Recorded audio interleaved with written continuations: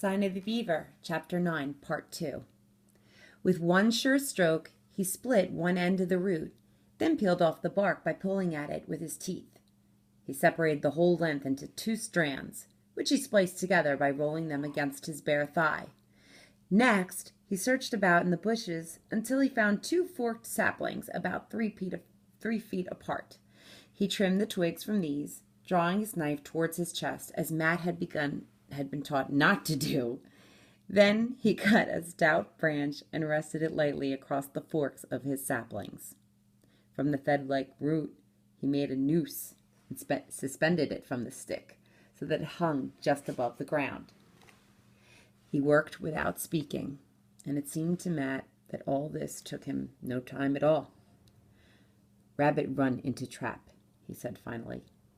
"Pull stick into bush so white boy can kill." "Golly," said Matt, filled with admiration. "I hadn't thought of making a snare. I didn't know you could make one without string or wire." "Make more," Atene ordered, pointing into the woods. "Not too close." After Atene had gone, Matt managed to make 2 more snares. They were clumsy things, and he was not too proud of them. Splitting a slippery root, he discovered, was not as easy as it looked. He spoiled a number of them before he mastered the trick of splicing them together.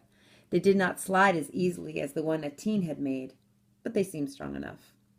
Next morning, he showed his traps to Atene. He had hoped for some sign of approval, but all he got was a grunt and a shrug. He knew that to Atene his work must look childish. However, on the 3rd day, one of his own snares had been upset, though the animal had got away.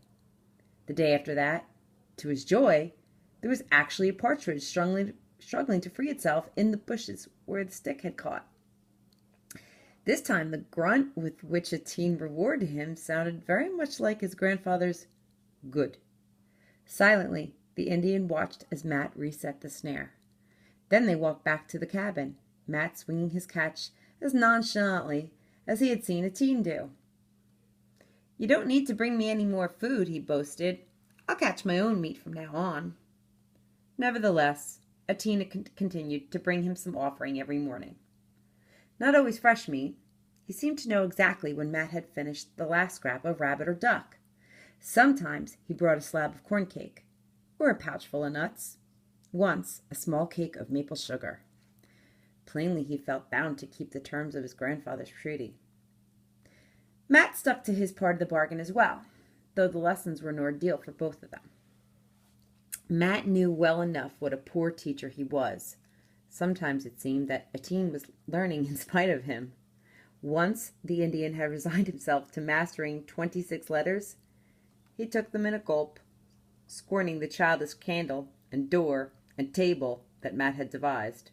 Soon he was spelling out simple words.